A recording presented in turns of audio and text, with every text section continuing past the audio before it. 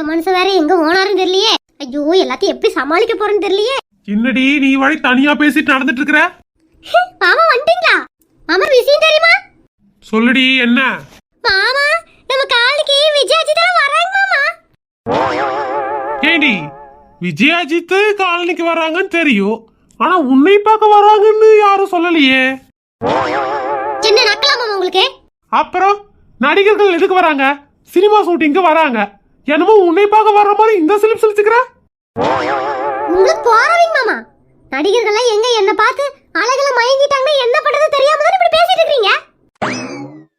என்னது அஜித் விஜய் எல்லாம் உன்ற அழகுல மயங்கிடுவாங்க போறாமல பேசிட்டு இருக்கிறனா? அடியே எல்லாம் தெரிஞ்சுதான் பேசுறியா? அப்புறம் நான் வேற எவ்வளவு ஆசையா அஜித் விஜய் எல்லாம் வராங்கன்னு உங்ககிட்ட சொல்லிட்டு இருக்கிறேன். பத்தாவதுக்கு அவங்க எல்லாம் வர்றாங்கன்னு கைகள் ஓடவே மாட்டேங்குது.